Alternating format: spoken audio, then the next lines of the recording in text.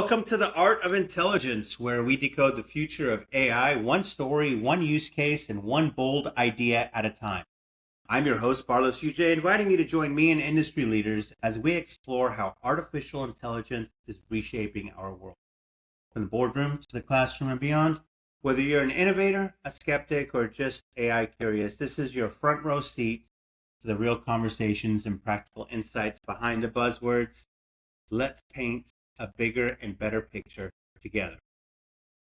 So today on the Art of Intelligence, I'm speaking with Brian Moore, the Chief Policy Officer at BotAuto, a Houston-based autonomous trucking company that's redefining logistics with AI-driven transportation as a service. BotAuto recently made headlines for completing its first fully humanless hub-to-hub trucking validation run, a major leap forward for the future of autonomous freight. And prior to joining BotAuto, Brian served in senior policy roles at the U.S. Treasury Department, where he worked on national security, CFIUS, and sanctions enforcement. At BotAuto, he's helping align cutting-edge AI autonomy with regulatory frameworks and public trust. Today, we'll explore how AI, safety, and policy intersect on the age of driverless transport and what it means for the future of mobility and industry. Brian, welcome. Thanks for having me.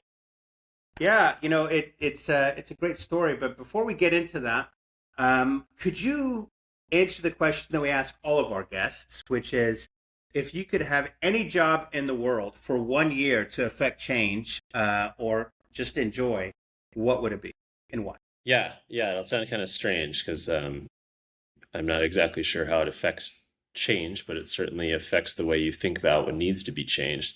So I would be a professional surfer, which I highlight because I tried to do that and failed. So I'm not competitively surfing at this point. I still surf regularly, but if I could be a professional doing it full time, and how it works is they have a world tour, and you kind of just travel the world surfing major events and collecting points, and then at the end you have a certain amount of points and do a world championship somewhere. But as you can imagine, you get to go to some pretty cool places. It's mostly tropical, and as an everyday surfer, there's a million surfers in the water. It's super crowded, but a professional surfer, they pretty much close the beach. It's just you and whoever you're competing against out. So it's a fantastic, fantastic career. It doesn't make an incredible amount of money, but the lifestyle is valuable in itself. But it's more than just me wanting to go relive a childhood dream. And why a year would be great, because when you exit kind of the rat race and go do something like that's really in tune with nature, and you're just doing something that you really enjoy, and it scratches that itch and reconnects you with nature. When you come back to the real world, you have a really, really good concept and perspective on what matters, and why you're in this rat race, what you're trying to do. Because when you're just in it, and I consider myself in the rat race in the corporate world, you just kind of you're not going through the motions, but you kind of lose that grand vision. Why am I here?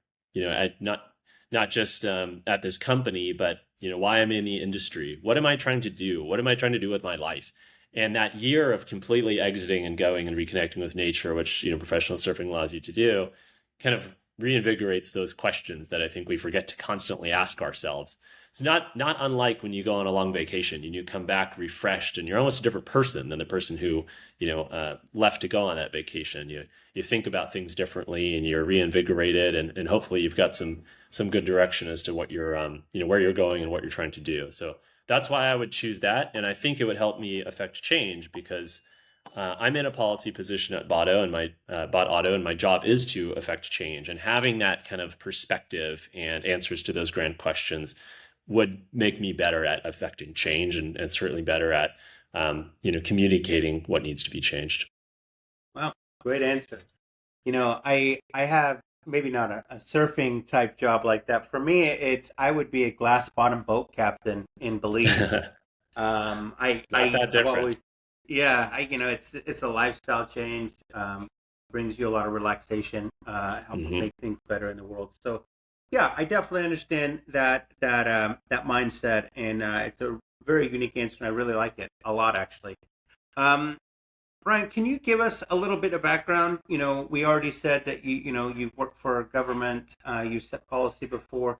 Can you give us a little background on what got you into going from surfing to policymaking and getting into a government role? And then from there, what made that change from government to BotAuto, which, I've got a million questions about as well.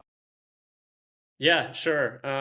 Yeah, I'll try to give you the short of it, but I think a lot of people that end up in DC are the people that are thinking about those grand questions.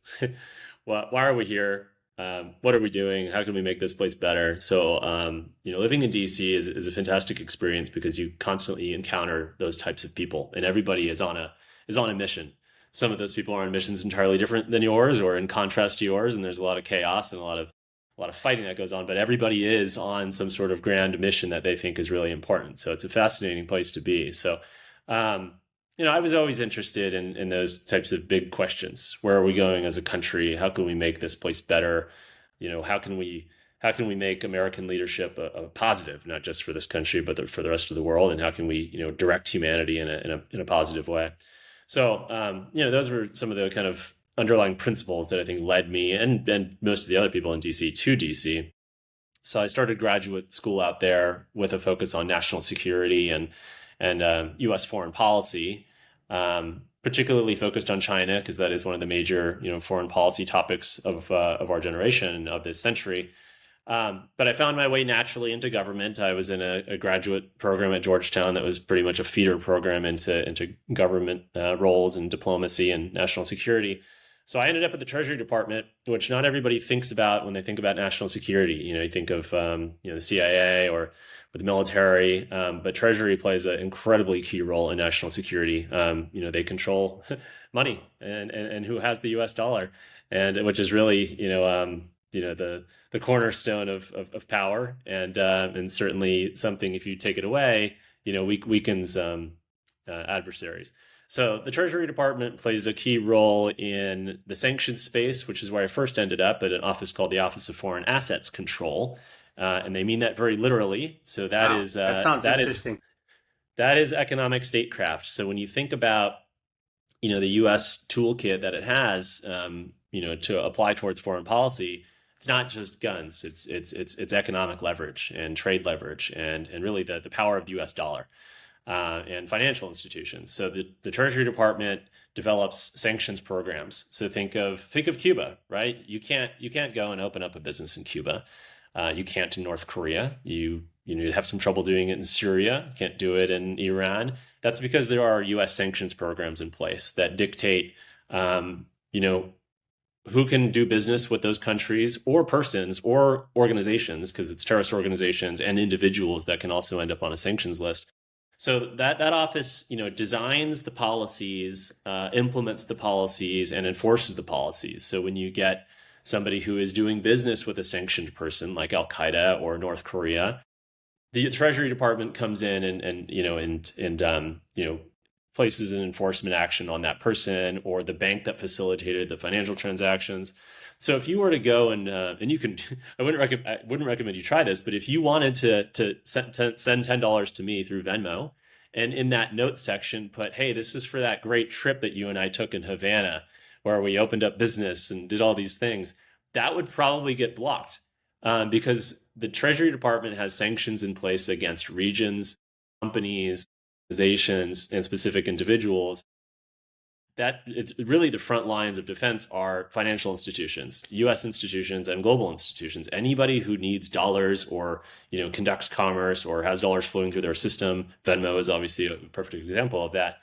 They need to abide by those sanctions policies as well. So if they see something that is clearly a violation of one of these policies, they're going to block the transaction, and in many cases actually freeze the funds. So when you um, think about the Ukraine war, there's a lot of frozen Russian assets right now because Russia is under sanctions programs that will remain frozen and really under the jurisdiction of the U.S. Treasury Department and the broader U.S. government to determine what they want to do with those funds because they are under U.S. law legally blocked by, under the authority of the sanctions programs. So it's an incredibly powerful office. I think the U.S. dollar is arguably more powerful than any weapon system. It's the global currency. So fascinating office to be in. Not really related to autonomous vehicles, but I started in national Very security. interesting. Yeah, it's a cool place to be, and they do fascinating work. I stayed at Treasury, and I moved to another office called the Committee on Foreign Investment in the United States, which you referenced, and that is the office that has much more of a tie into deep technology and AI and autonomous vehicles. So they're an interagency body. So CFIUS is chaired by Treasury. Treasury kind of runs the show, but it is a committee of many components of the U.S. government. So it includes the Department of Defense, Department of Homeland Security, the broader intelligence community, um, the State Department, most of the agencies that you can think of. Not everybody, but most of them are on there. Especially anybody that has a national security nexus, the Commerce Department, Office of Science and Technology. So what they do is they monitor investment coming into the United States into U.S. companies, and they view those they monitor those investments for national security consequences. So think if a foreign adversary wanted to purchase half of Apple, or they wanted to make an outright acquisition of Lockheed Martin or a major defense contractor, there would probably be national security implications to those types of investments. So there are regulations in place that allow CFIUS to monitor those types of transactional flows and investment flows to make sure that they're not putting national security at risk.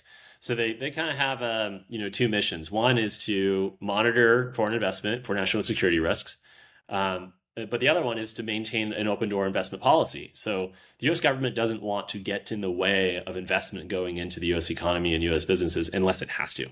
So it has this process built in where it has X amount of days to review a potential investment to determine, do we care about this? If we do care about it, what do we do about it? Do we block it? Do we partially allow it? Do we get into negotiations with the investors to kind of put in place some controls?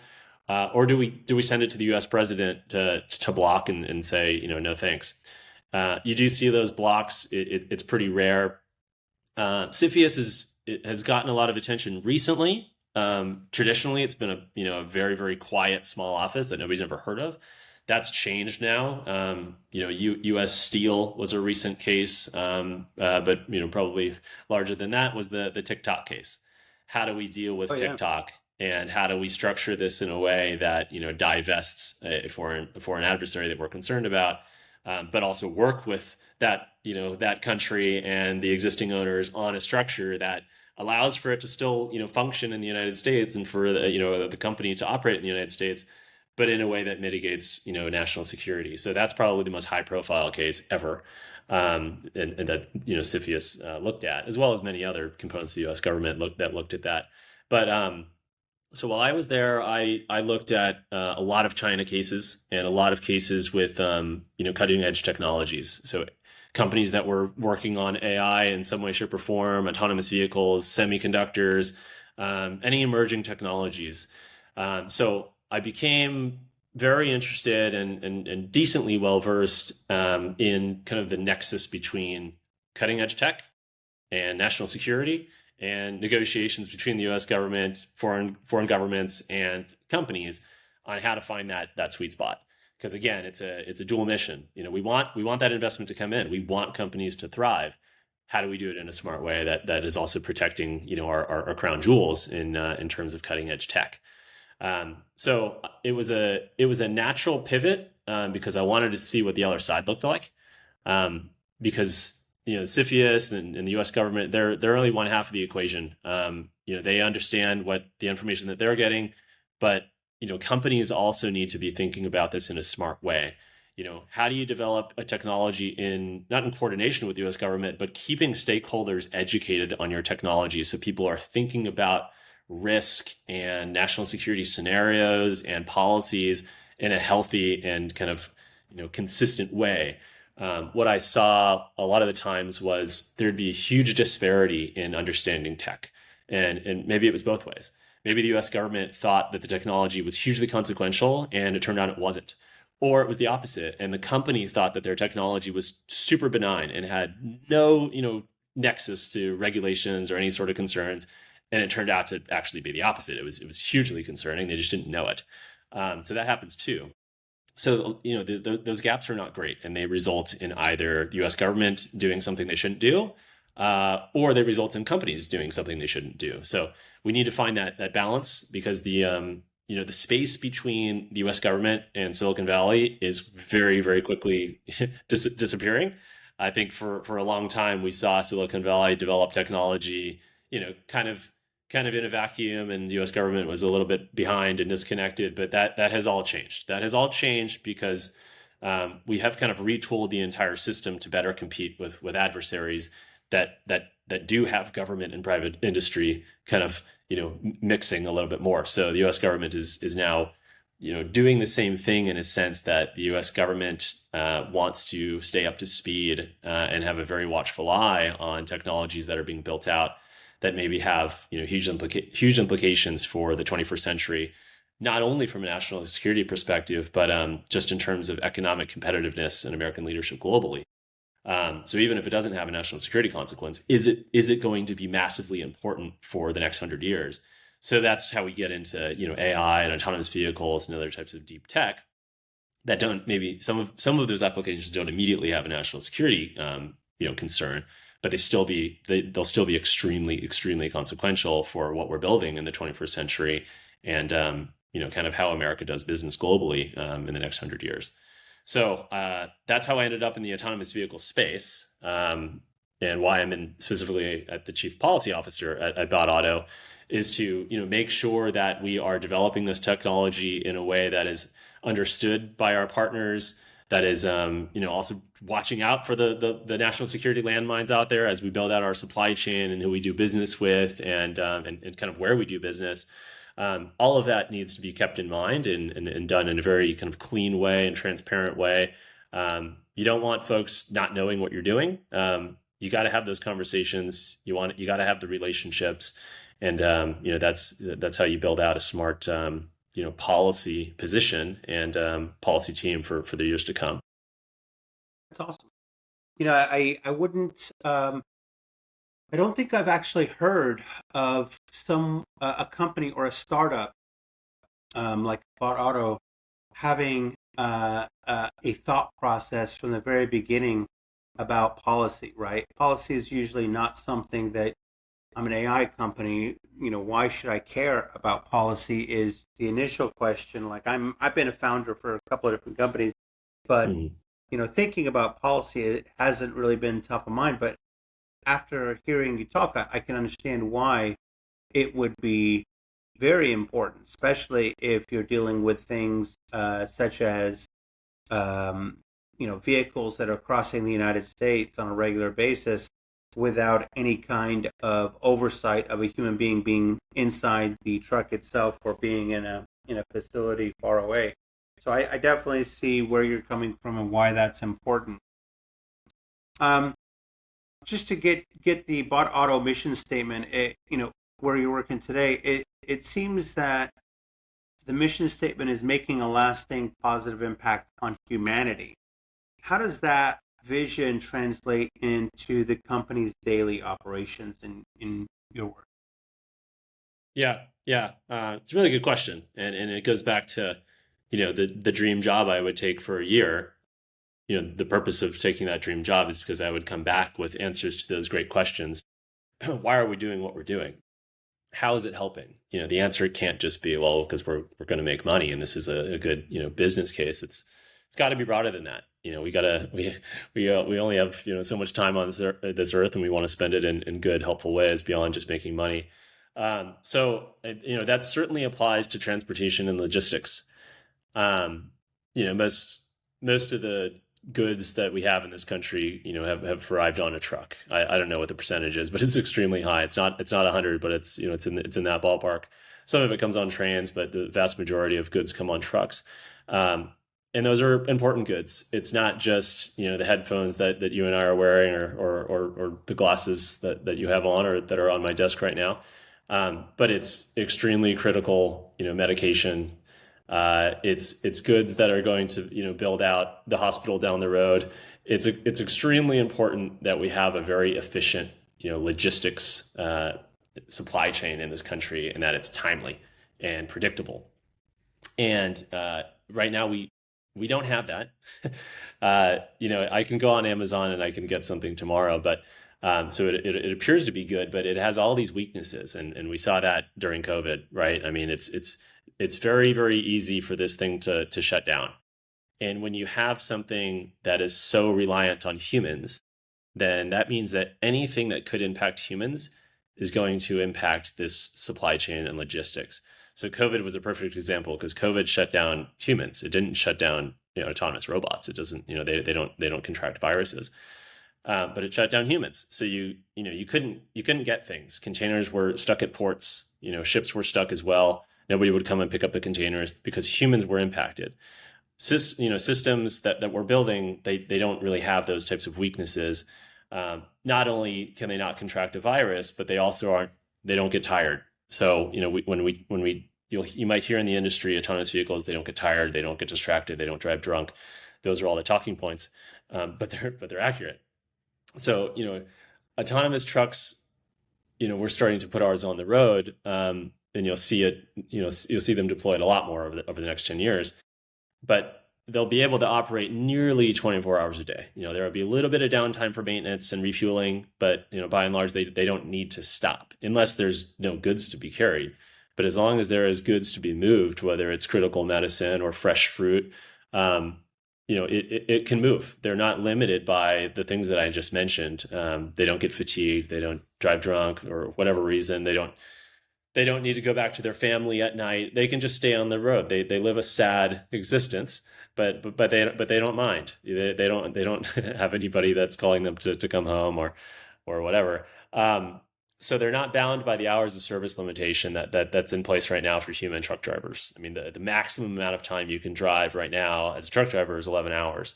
So that means that let's take, for example, you have a load and you need to take it from Houston to El Paso. That's going to be more than 11 hours. Maybe it's going to be, I just did the drive. I forget if it was 12 or if it was 16. It's way too many hours and it's an awful drive. But that means that you have to stop at that 11th hour. And there's no way around it. You've got to stop the vehicle. It doesn't matter if you're in the middle of nowhere. If there's only a motel nearby and there's only a McDonald's, that is going to be where you stop until your clock refreshes, even if you're only 2 hours away from El Paso. So that is so inefficient. I mean, that all those goods, they're so close to their final destination, but they've got to stop because humans have these limitations. So when you think about kind of the broader good that autonomy can bring and AI more broadly can bring, it's that it doesn't suffer those kind of human limitations. And in our industry, it's the hours of service and also the style of driving. We think autonomous vehicles are much safer, and the data supports it, and we'll prove that out as well. So they'll get their goods from point A to B way quicker. It should be 3 times quicker or more, and way safer. So you're going to get reduced fatalities, you're going to get way safer roadways, and you're going to get goods moving much quicker. And that is an economic story. It's a safety story. A part of it is actually a national security story as well, because we need to make sure that goods move, especially in times of crisis or war. And it's also, a public health, impact as well. So, I mean, if we have these types of scenarios, like God forbid another COVID, we still have important goods moving to the people that need to receive them, and they're reliant on systems that aren't impacted by human ailments and viruses and other things like that. So it's really fascinating. It's hugely rewarding, and it's been a fantastic experience to be able to kind of apply my policy background to a technology that is really going to reshape how we think about the 21st century economy and how America can lead in that space. So it's cool. I think I'm most excited to see the fatalities come down. I mean, there's 40,000 fatalities on the road in America every single year, and I think half of them are a result of either speeding or drunk driving. Autonomous vehicles do neither of those things by design. Our system obviously doesn't drink, but our system doesn't speed. I mean, it's not in the code. It literally cannot do that. That's fantastic, especially when it comes to trucks, which we're designing fully autonomous Class 8 trucks. So that's big rigs. When big rigs get into accidents, the fatality rate is really high. It's way higher than any other type of accident, as you can imagine, because they're so freaking heavy. So we need them to be as safe as possible. And the only way to do that is to implement autonomous vehicle technology that is by design not going to make some of the human errors that results in, half or more of the fatalities that we see on the roadways every year. I think everything you said was very exciting. I think the, the faster, the making things more efficient, the safer roads. I think all of those are great. I think the one that you didn't mention, but I think it is also great that your companies are doing is reducing cost. Right? It costs Yeah. money to house a driver. It costs money to feed a driver. It costs money when that driver speeds up and slows down and speeds up and slows down. It makes it so that um, the gas use is not optimal. Also, when that driver accidentally or drinking hits somebody, there's millions of dollars. The insurance cost goes through the roof. So paying a monthly driver's insurance is also incredibly expensive. So reducing that cost, I think I saw somewhere that it reduces it by 40%, the cost of having an autonomous vehicle.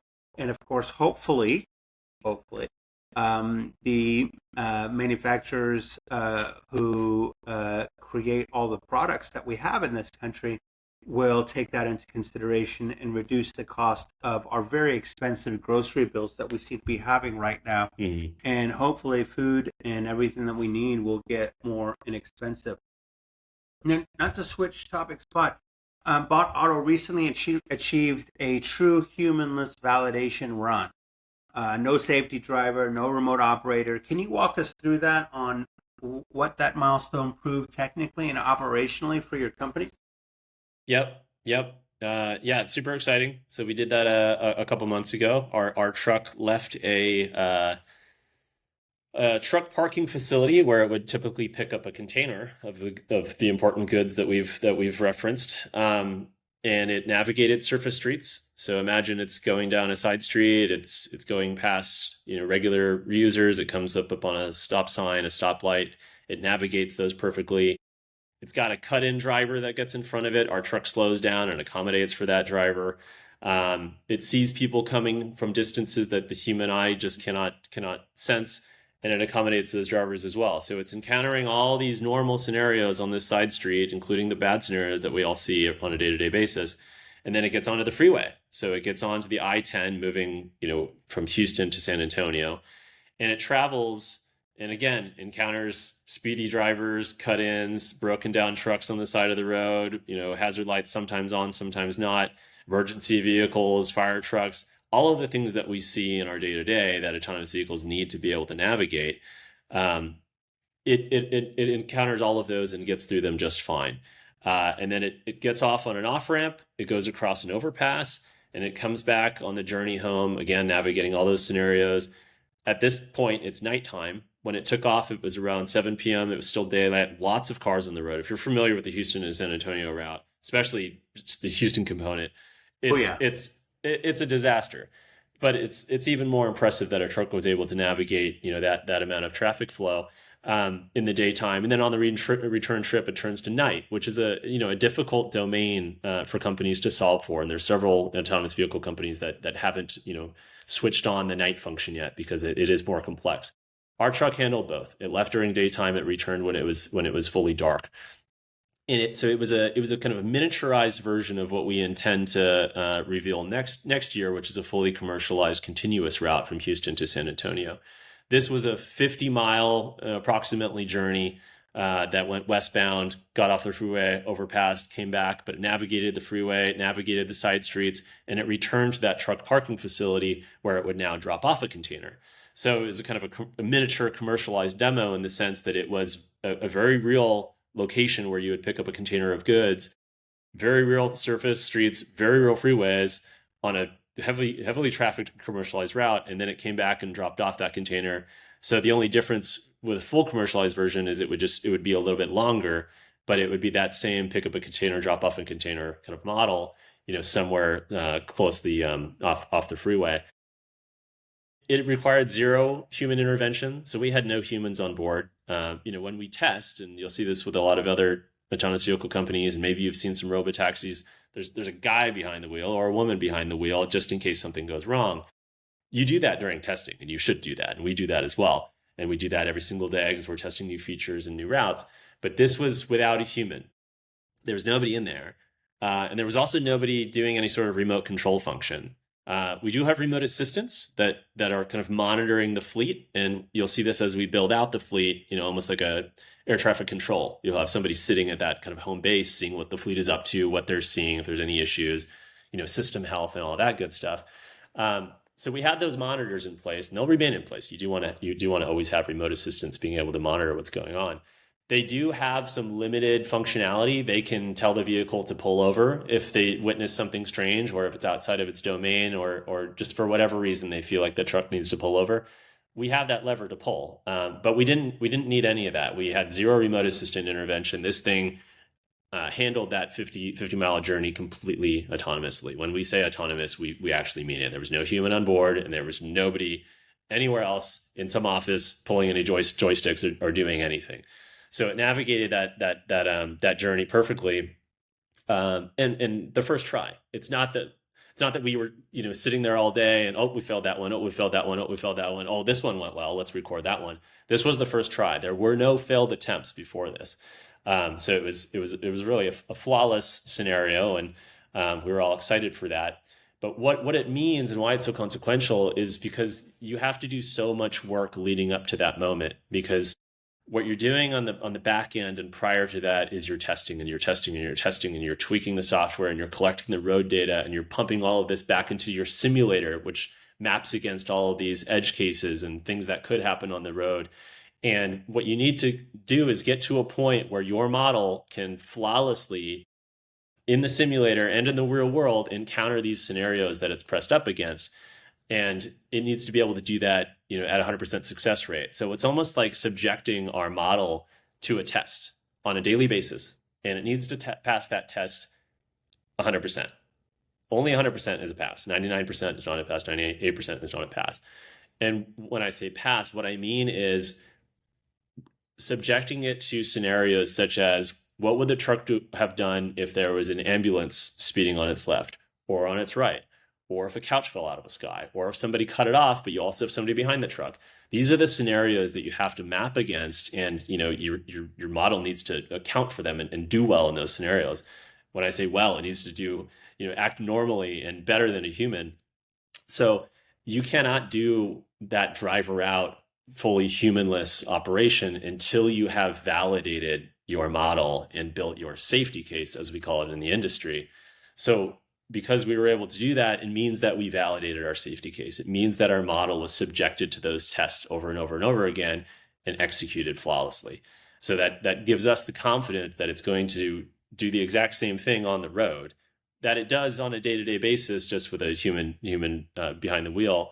But that it's passed all of those tests, and we can validate on the back end that we have a robust safety case that is consistent with various standards that apply to this industry. So what it does is it says we did all that. We got it to a point where it's ready to be deployed. It has passed the test, and it will handle the real world scenario, pulling that human driver from behind the wheel. So it's impactful because this is that step to deployment. It's that transition that we've all been waiting for in the industry, from technology to deployment and application of the business. Like, okay, you've solved the technology, and I'm not saying we've solved the tech. There's many other routes to do. There's many other parts of this country that we want to operate in, but we're at a point where the technology is becoming real, and it's shifting into an actual business. So you'll see the deployment of trucks carrying goods, not just testing. They're carrying goods on a commercialized route, and actually solving customer needs and working with partners and generating business.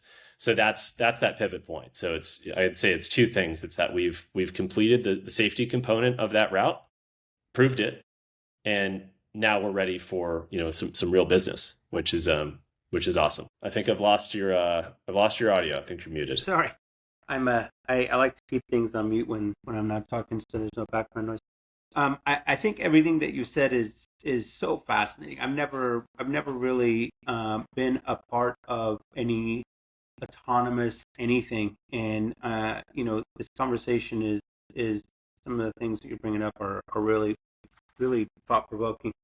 Um, I can't imagine. I know a couple of years ago, the world learned of Tesla and its autonomous cars and the testing that I was doing in San Francisco, and there's been problems with that. And um, can being that you're the chief policy officer, you kind of emphasize just even today the trust in the AI systems that need to happen by the continuing testing that you're doing. What are the key policy and safety benchmarks you believe will shape the next phase of driver regulation, and who pays the insurance at this point? Yeah. Well, I mean, we pay for the insurance. Um, I like what you mentioned before that, one of the benefits of this technology that I didn't mention was the cost component of it, that the savings kind of flow through the entire industry. It's not just savings to the shipper, but that savings, in the cost of transportation gets kind of spread throughout the ecosystem, and insurance is a big component of that. So, insurance policies for autonomous vehicles should be way cheaper. We should see premiums come down. And what you referenced is, some of the major insurance issues now is like major truck accidents, fatalities, nuclear verdicts. Those get spread up to the rest of us. I mean, the reason our insurance is so high, whether it's your car insurance or your home insurance, is largely because you're paying for the disastrous consequences and huge payouts that the companies have had to deploy maybe elsewhere in the country. I live in California. I've grown up with fires, so I mean, as we all saw, California pretty much had a few communities burned to the ground. In the past couple of years, that insurance gets spread to everybody else. Those costs get spread through the whole system. So those payouts, they don't just impact the people specifically in those regions, but they impact people maybe across the country that don't exactly realize it. Same is true with car insurance. So we'll see insurance come down because autonomous vehicles are making the roads safer. You'll see fewer fatalities. You'll see fewer payouts because there are no fatalities or major accidents, or not as many, I should say.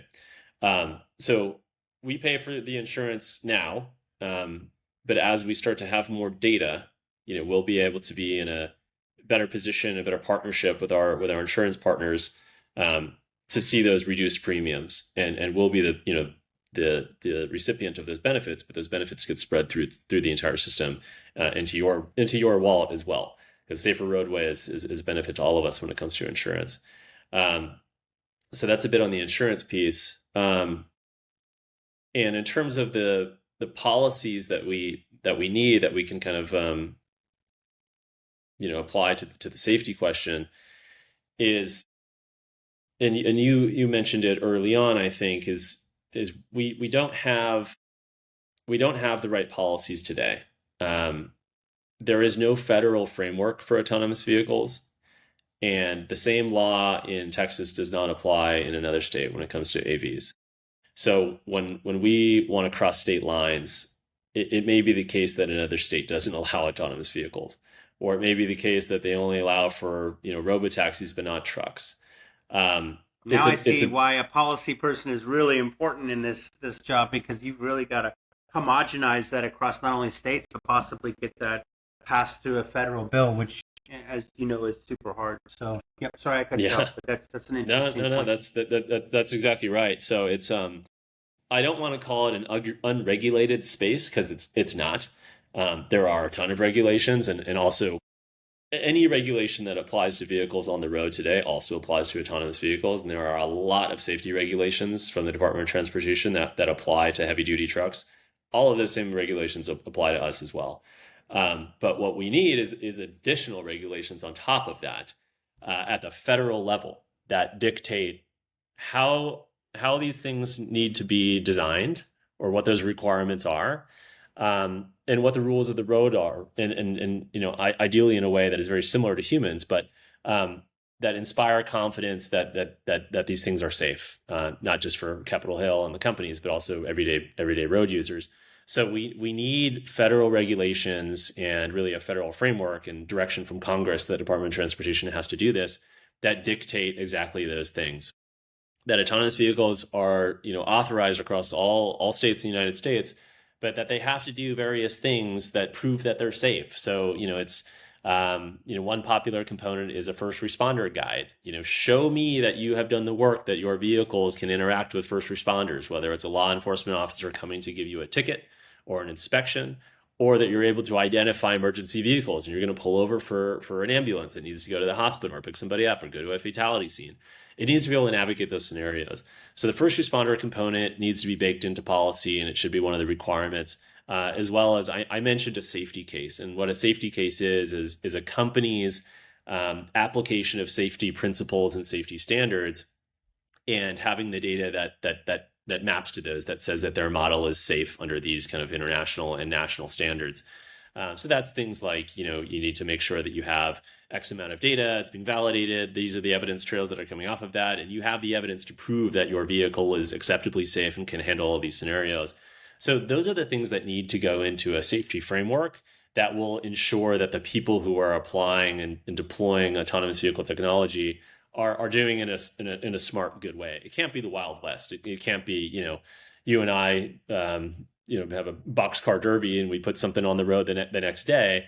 It needs to be professionalized. It needs to go through those guard, it needs to be between those guardrails and kind of meeting the threshold of what the U.S. government has determined to be acceptably safe, or the protocols that are in there that suggest that it's acceptably safe. So we welcome those standards. It may sound funny that an industry is asking for regulation, but regulations often allow for technology to flourish because you know what the game board is. It's like, okay, these are the guardrails. This is what we need to do. We can't go outside of these bounds. We need to stay within them. These are the rules. Okay, great. Let's go develop the technology and let's go develop the business model with those guardrails in mind. What you cannot do is build and have investors invest and have business partners when you don't even know what the game board looks like. Thankfully, we have semblance of a game board because states are coming up with their own autonomous vehicle laws, but we need it federally applied. I mean, I don't want to just be good at Monopoly in Texas. I want to be good at Monopoly, America version, and the same rules apply everywhere. So, to enhance safety, you want to put in those safety thresholds in a policy and a regulation that applies federally and applies to every single actor that intends to be in this space. That's how you get this to be safe and professionalized and transparent. You need the U.S. government to have the right data, and you need states to have the right data, and the states and the U.S. government kind of coordinating and having access to this stuff. We need everybody kind of marching together, and that's a huge component of my role is working with Washington, D.C. to make sure that they're understanding the technology, understanding the safety benefits, understanding the American leadership and national security component to all this, because it's important that we lead in this technology, not just here, but globally, and working with them on how to actually put those policies together and get them passed and getting to work on this stuff. Yeah. There's so many questions that I have just off of what you just said. So, the Department of Transportation, U.S. Secretary of Transportation, Sean Duffy, is that somebody that's on your radar that you're really focusing on to get this understanding? And, how far away are we from U.S. policy catching up with BotAuto and getting trucks on the road? Yeah, it's a good question. He's definitely a key figure right now in this space. So he views this in a very, very positive way, and this goes back to his Senate confirmation hearing even before he officially stepped into the role as Secretary of Transportation.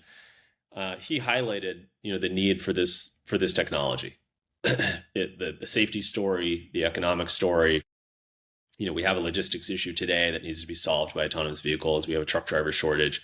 The logistics system is not efficient right now, and it can be way better. So, excuse me. He understands that, and those comments came through in his hearing, and he's made several comments since then that the Department of Transportation will play a leading role in getting this into practice and developing those policies. So he's absolutely thinking about this in the right way and doing a lot of good work. I think we have a better shot at getting this done than we've ever had before. This is not a new issue. This goes back to 2017, 2018. And there was an initial attempt, excuse me, to put in place regulations for autonomous vehicles, and it just kind of floundered. But this is the most momentum we've ever had. We have momentum from the Secretary of Transportation, momentum from the White House. We have momentum from both sides of Capitol Hill.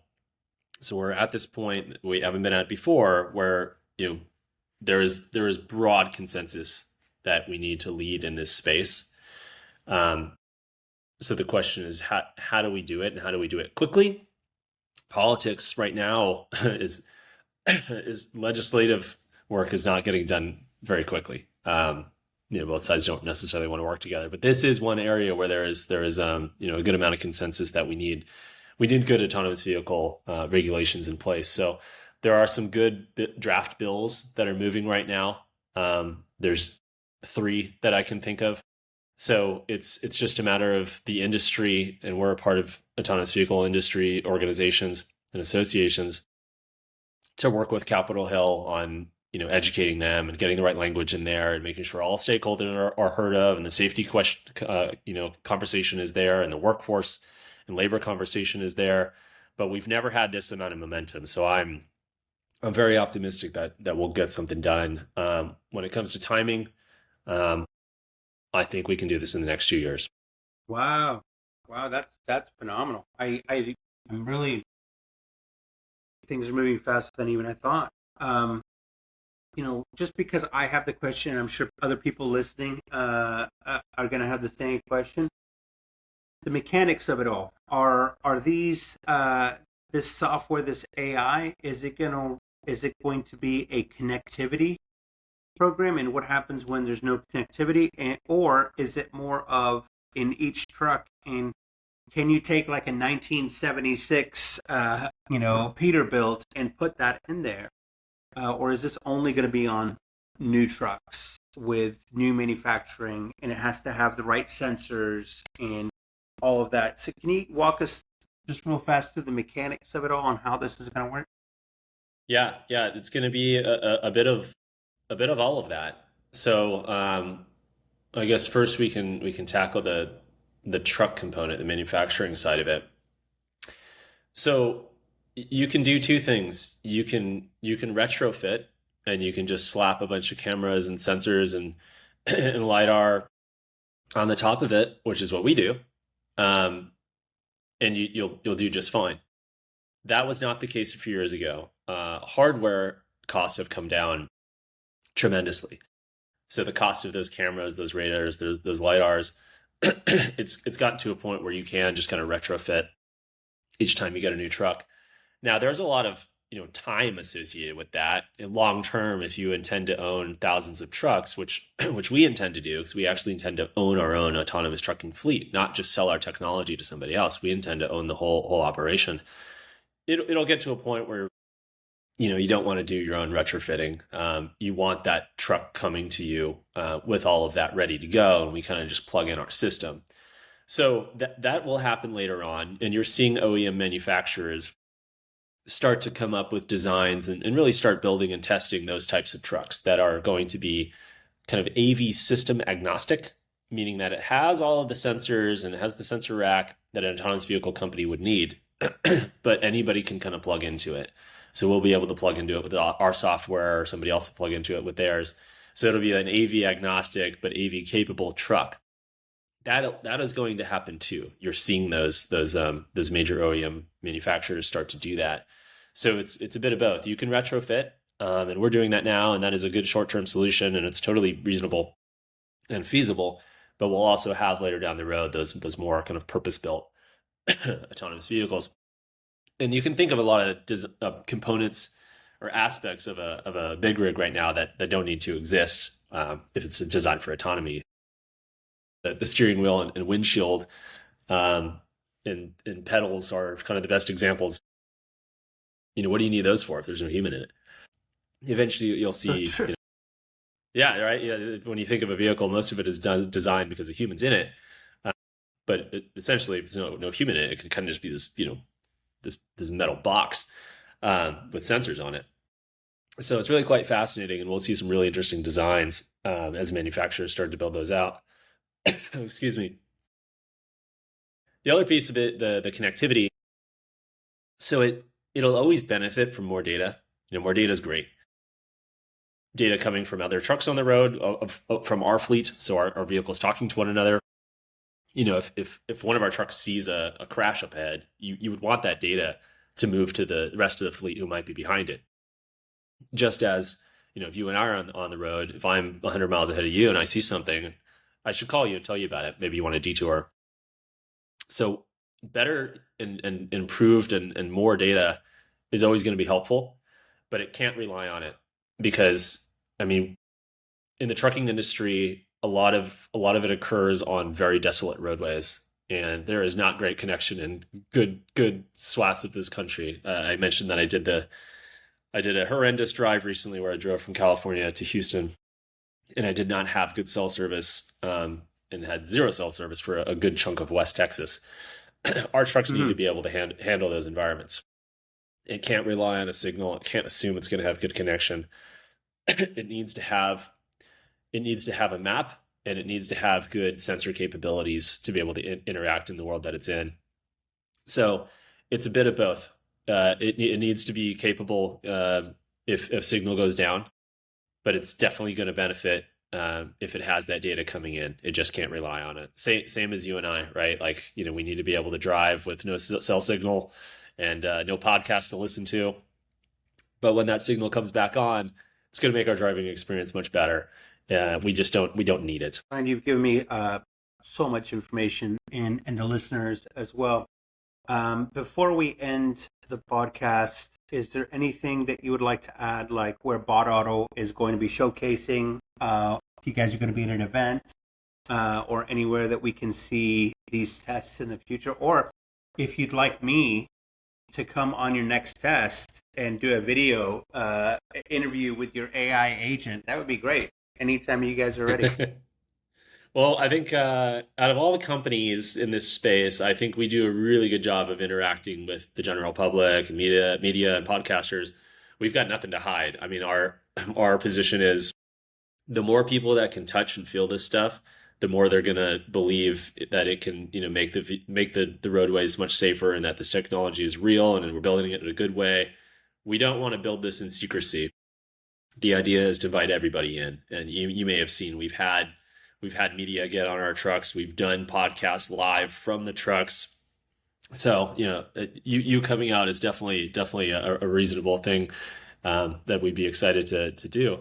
We're at all the major conferences. You'll see us at CES.